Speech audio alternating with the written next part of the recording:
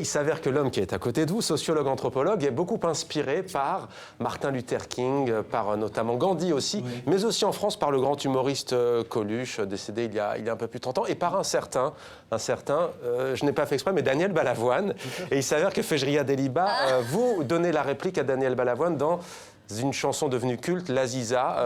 Et je vais vous dire pourquoi. On vous voit dans ce clip. Oui. C'est vrai, hein, c'est vrai qu'il est inspiré par Daniel Balavoine. Ouais. Mais je vais juste vous citer quelques paroles quand même de ce clip. Vous devez vous en souvenir, vous devez sans doute la connaître par cœur. Et quand tu marches le soir, ne tremble pas, laisse glisser les mauvais regards qui pèsent sur toi. Ouais. L'Aziza, ton étoile jaune, c'est ta peau, tu n'as pas le choix. Plus de 30 ans après, cette chanson date de 1985, 31 ans exactement. Plus de 30 ans après, quel regard portez-vous justement sur le regard que certains jeunes, ou pas jeunes d'ailleurs, vivent de ce côté-ci de la Méditerranée? Est-ce que ça a changé ou pas beaucoup? Non, ça n'a pas changé en fait. Et c'est ce qui est troublant, c'est que ça aurait dû, c'était un moment où ça commençait à avancer. Et curieusement, en fait, ça n'a pas changé. Aujourd'hui, ça veut dire que ça a reculé, quoi. Enfin, je veux dire, il y a quelque chose qui ne va pas. Et voilà. En quoi ça a reculé? Vous voulez dire perte de repères, crispation de part et d'autre? Je veux dire, il ne s'est rien passé Enfin, je veux dire, c'est de pire en pire. C'est pas possible. Cette chanson, quand Daniel l'a écrite et que le clip devait se faire, il le disait lui-même, il avait envie que le réalisateur... Il avait envie de faire ce clip à condition qu'il ait quelque chose de naïf. Et beaucoup d'humour aussi, pour que les enfants aussi puissent le voir. Parce qu'il estimait qu'il y a un moment où les enfants ont leur propre regard et sentiments et peuvent se fabriquer une pensée. Ouais. Ce clip, effectivement, représente ça. C'est pour ça qu'il est indémodable. Et ça fait d'ailleurs écho à l'actualité avec toute la crise des migrants que l'on connaît, sans faire de confusion, mais parce qu'en fait, Daniel Balavoine avait peur que son épouse de l'époque, qui était française, d'origine juive marocaine, il avait peur en fait qu'elle soit expulsée, parce que commençait à naître en France un sentiment xénophobe. Ahmed Rayad, vous avez été l'un des co-organisateurs de ce qu'on a appelé, à mauvais escient d'ailleurs, la marche des beurs, qui était la marche pour l'égalité. Voilà, un des marcheurs. C'était l'intitulé la marche pour l'égalité et contre le racisme. Oui. Qu'est-ce qui a échoué selon vous en France? Pourquoi est-ce qu'aujourd'hui on en est là? On sait qu'il y a une vague de chômage, désindustrialisation. Comment expliquez-vous qu'on en a encore aujourd'hui à se poser des questions sur le vivre ensemble? Oui, exactement. Se poser des questions sur le vivre ensemble. Moi, je vous rejoins complètement. On n'a pas avancé. Depuis l'époque de Balavoine, où il lançait une alerte, je pense même qu'on a reculé.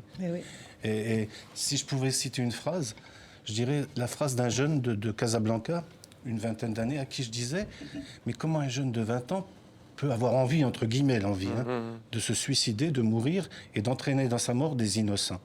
Et il m'a répondu une phrase en dialecte « Ahmed, un ami, Ahmed, je suis mort depuis si longtemps dans ma tête. » Il faut tenir compte de ça. C'est de là qu'il faut travailler. Mais ça veut dire quoi? C'est-à-dire, par exemple, prenons aussi l'Égypte, où on sait qu'il y a quand même une pauvreté. Vous pensez que ces questions économiques et sociales, elles sont urgentes aussi, qu'il faut les résoudre? C'est l'un des ingrédients, si je puis dire, pour résoudre aussi la violence et le passage à l'acte radical? Tout à fait, tout à fait. Il faut améliorer les conditions économiques, etc. Il faut revenir aux 3 demandes de base pour la révolution de 2011, et donc égalité et... égalité, dignité. Dignité, etc. Et liberté, avant tout. On n'a pas beaucoup de liberté en Égypte, et ça cause problème. La jeunesse est plus ou moins opprimée, et on n'a pas beaucoup d'espoir, comment dirais-je. Donc c'est très important aujourd'hui de changer la donne, et heureusement il y a des gens sur place aussi qui essayent de diffuser la culture et l'amour. Mais là, la marche pour l'égalité contre le racisme, vous n'avez pas connu. Est-ce que c'est j'en ai entendu parler. Bien sûr, vous y êtes. Vous n'avez pas connu. Vous n'étiez sûrement pas dans le cortège, bien entendu, il y a plus de 30 ans, mais vous en avez entendu parler. Comment est-ce que vous suivez en fait cette évolution, bien entendu? C'est marrant, ce que disait Fejria et puis Ahmed. En fait, on a Samir, un des comédiens qui est aussi dans le film. J'ai été revoir un film qui était sorti, dans lequel il a tourné dans les années 90, qui s'appelle Malik le Maudit. Qui se passe dans une cité où c'est des jeunes, et son personnage, il galère pour trouver du travail, il veut rentrer en boîte, il peut pas parce qu'il a pas le bon costume, ils se font virer.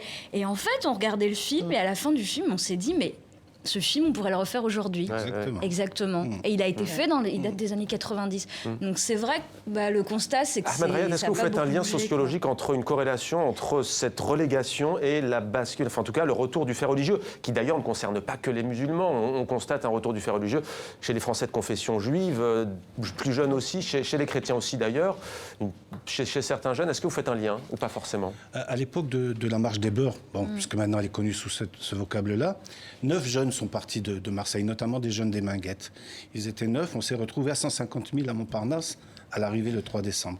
Je ne suis pas convaincu qu'aujourd'hui, on réussirait à faire le même parcours. Mais vous avez raison. À l'époque, on nous appelait les Maghrébins de France, ou les Beurs, ou les jeunes issus de l'immigration. Aujourd'hui, on désigne les gens par leur appartenance religieuse. Exactement. Ça, c'est un signe. Musulmans, juifs, chrétiens. Ouais. Mais pas dans un souci de rassemblance ou de ressemblance ou de vivre ensemble. On fait des catégories. Ouais.